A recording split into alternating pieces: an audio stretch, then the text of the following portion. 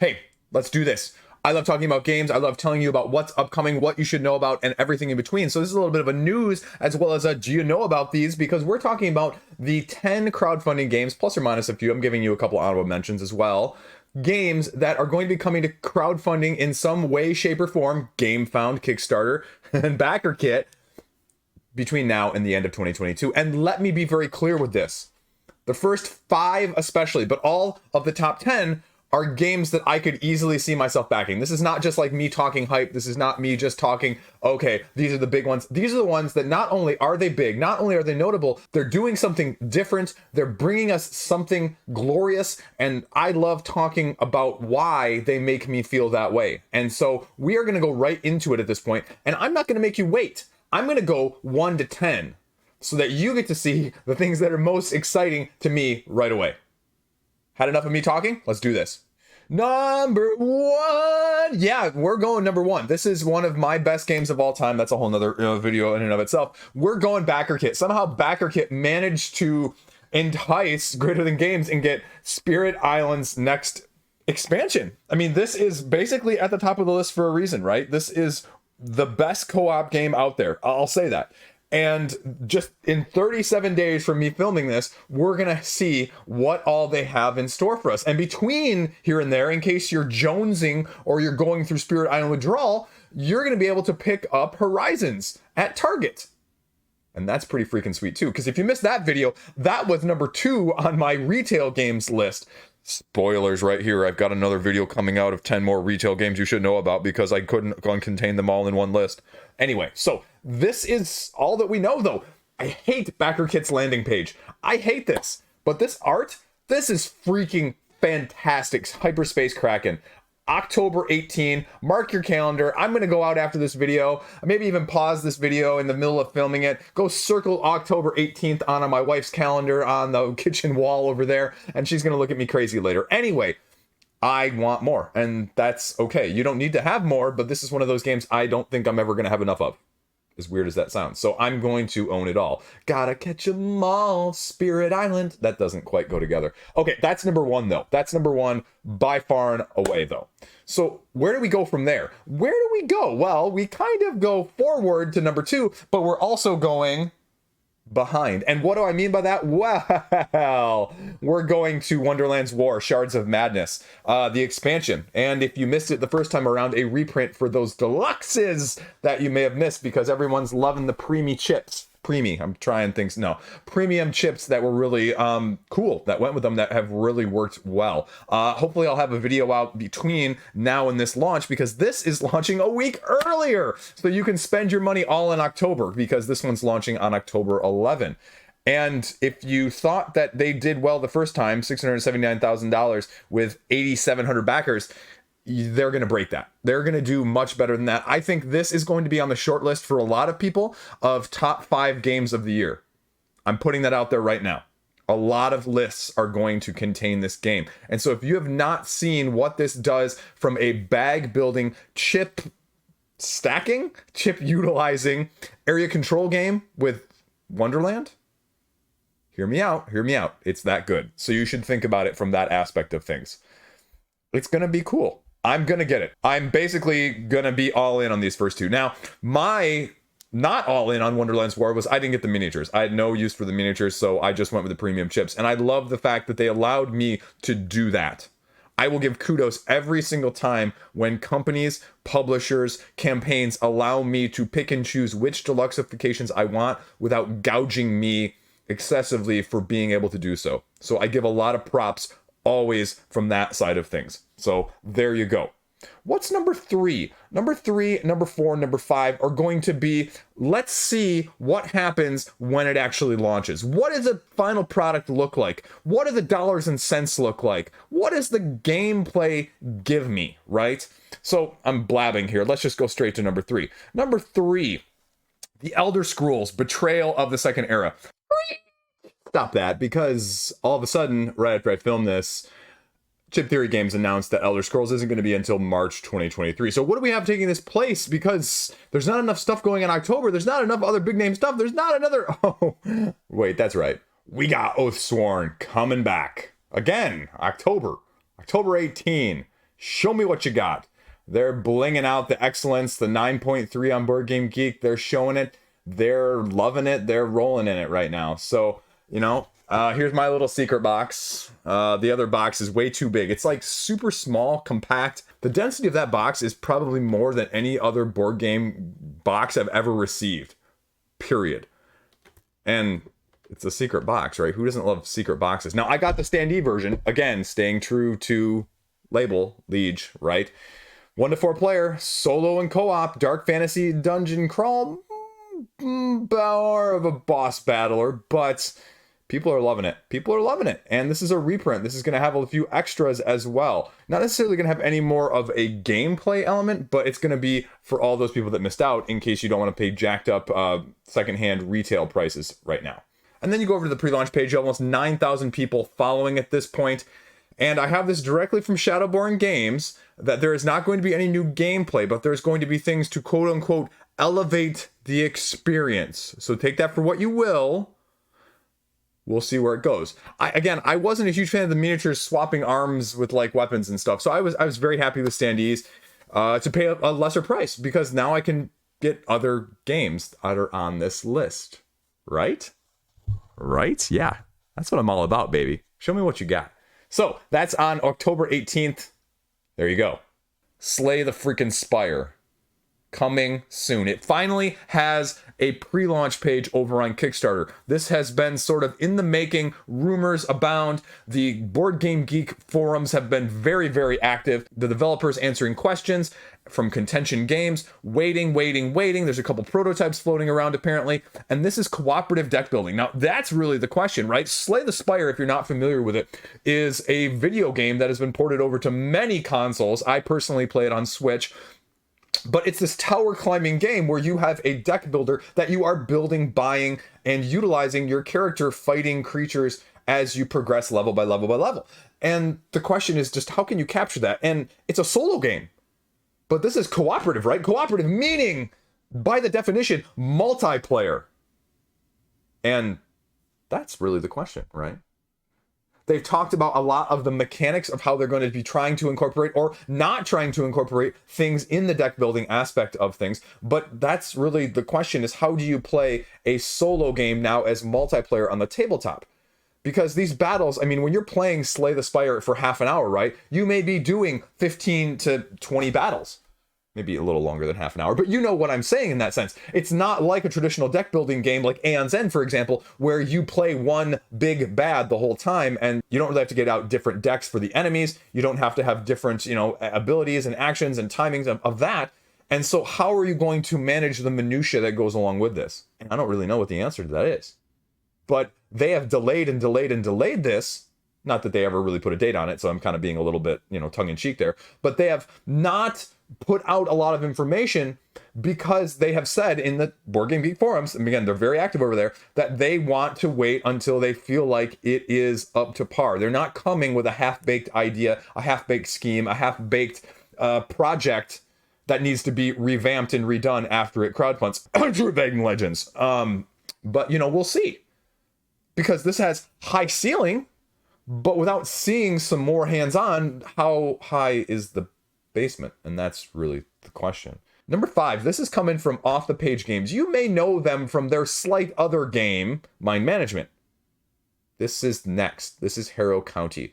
This is a 1v1, potentially v1, asymmetric game. And that right there is going to potentially be a turn on and a turn off. I mean, we talk about Mind Management being sort of a one versus all, and this is more just 1v1. Now you can add that third person like I mentioned, but is the market quite there for that? And you can notice already, just with the followers on this one being 1,000, Slay the Spire being 4,100, and Wonderland's War being 4,500, there is a difference there as well, with Spirit Island also having 11,000. So the question just is, what does that translate into? Because we saw how Mind Management, again, frankly speaking, myself included, myself especially, overlooked Mind Management as, that didn't really appeal. And it has done more like Spirit Island in terms of critical acclaim post crowdfunding than pre or during. And so is Harrow County going to be along the same lines? Although it's going to be, just like mind management, a little bit more niche. Now, niche aside, niche doesn't mean bad. Niche means that you're going to have to be looking and being able to play this certain style of game as opposed to just, whatever, right? Territory control, asymmetric area control. You play as one of the protectors of the county. You play as one of the destroyers of the county. You can even play as a ghost trying to destroy it from a whole different faction. But the third player comes in as an undead witch who has been buried, who's coming back alive. So, does that sound crazy to you? It sounds crazy to me. This is based off of a comic, just like mind management is. And so, yeah, I'm hyped. Can you tell? There's a reason all of these are the top 5 this week. So, where are we going from there? Because the bottom 5 are no slouches either. Let's go into that for number 6. Number 6, though, so that is going to bring us to Unconscious Mind. This is a very, very intriguing game from Fantasia Games. There hasn't been a whole lot of information about it. There's been a couple previews, a couple little blurbs here and there. But this is sort of a worker placement, set collection, rotunda, resource management, tableau building game. Did I say enough keywords there? Now, don't get me wrong. This is very, very ambitious because what you're essentially doing is you're meeting of the minds with Freud, and you are studying, gathering clientele and studying their dreams in order to gain more research. Let's be clear. It has the potential to be one of the most pretty games out there in terms of artistic balance in 2022. But what else do we know?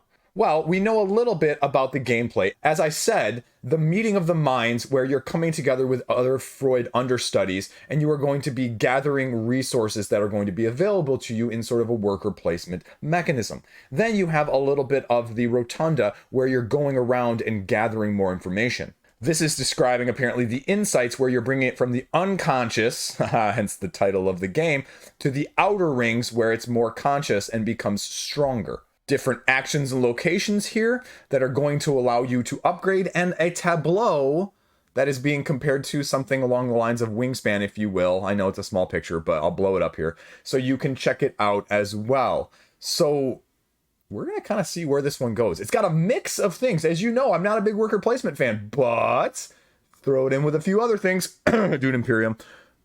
Okay, you've got my serious attention, and I'm also part of the Facebook group. Anyway, so what's next? Number 7. Number 7, we're actually going to go slightly different, completely at the other opposite end of the board game mechanism spectrum, and we're talking Phantom Division from Elzra.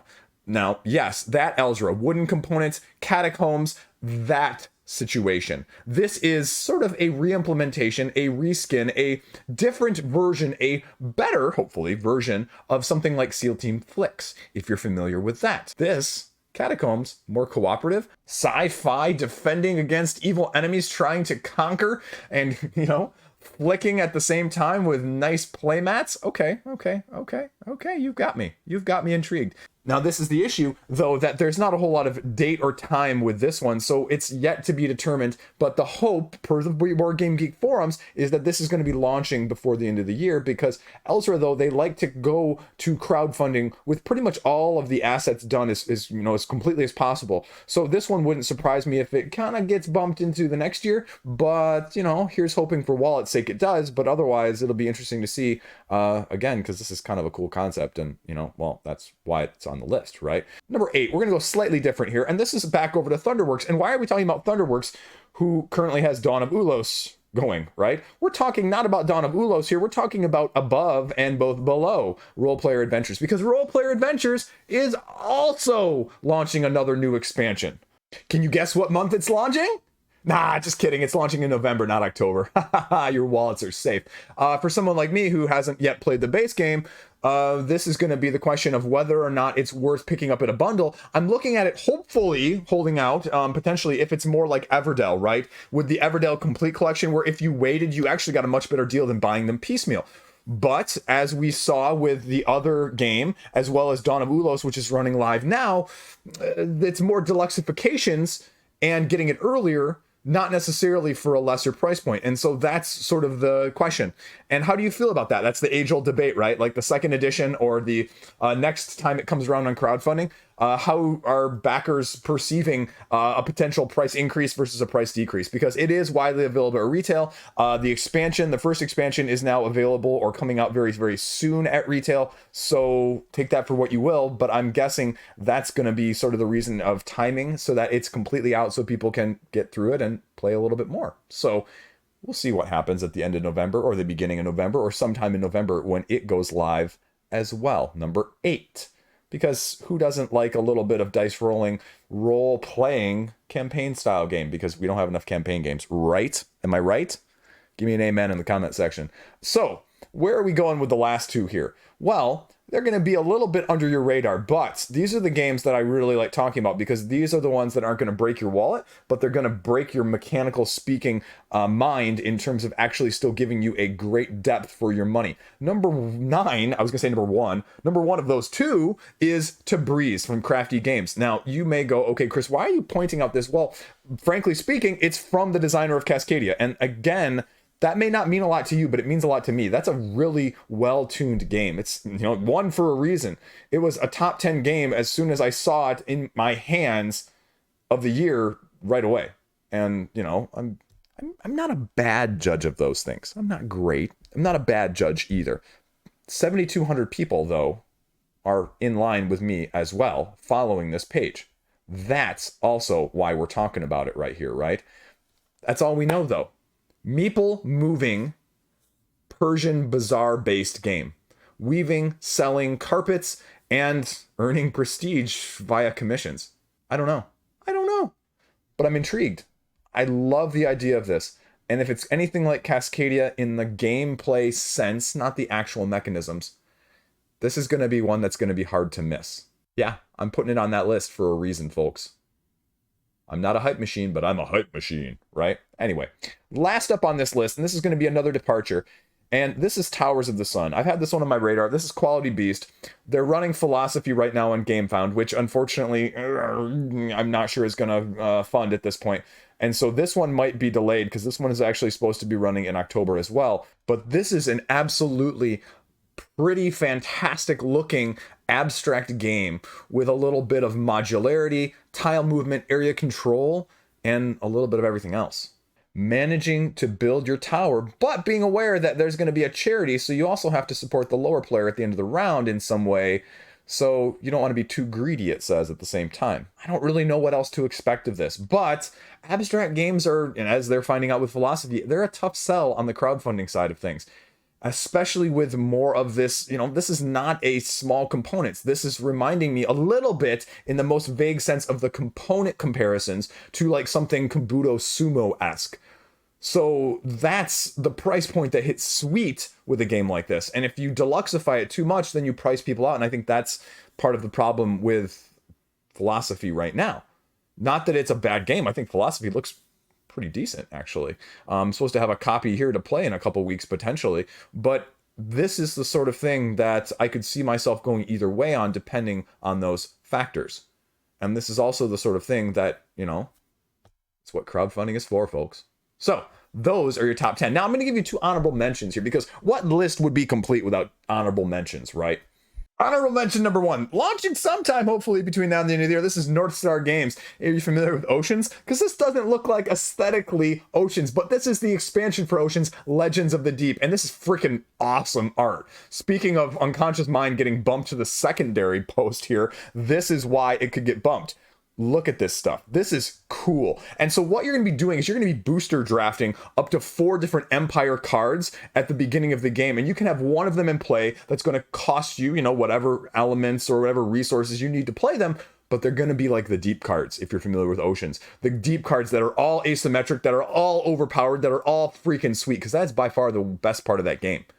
I ended up trading away my copy just because... a all I wanted to do was play the second half of the game, right? All I wanted to do was play the deep. I didn't really want to play the first, half of the game when you're, kind of getting the same stuff and kind of less exciting stuff, right? Like for me, that was just I wanted to get to the second part, but this is going to give more legs to it already from the get-go, I think. And so maybe solving a little bit of that dilemma for people who are like me in that boat. But we don't really have a date yet either, so.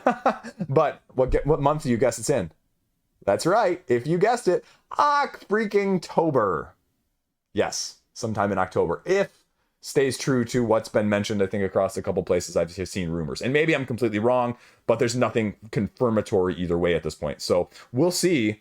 But Deluxifications, they're going to open stuff up, they say, in the Board Game Geek forums on BackerKit for additional add-ons, as well as some of the promos, maybe even from the previous Oceans, as well as Evolutions. So if you were a fan or if you missed out on some of the previous, you will be able to get it whenever this does go live-ish, or post-live pledge managing side of things. So take that for what you will. Last up, this one's sort of nebulous here from Awakened Realms. This has been sitting on the GameFound front page for like month or two, and this is the sequel expansion standalone Tainted Grail Kings of Ruin.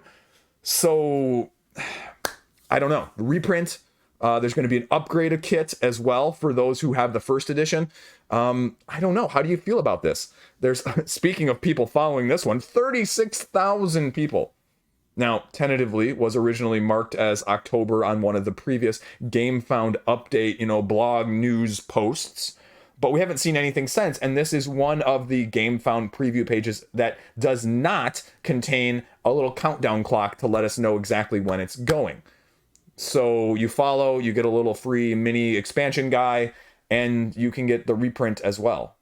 But there's slowly more information on the page. If you're anything like me, or if you've heard me spout this previously, anything Awakened Realms, you get the core box. It is by far and away always the best value. And that's about all we know, though, right there.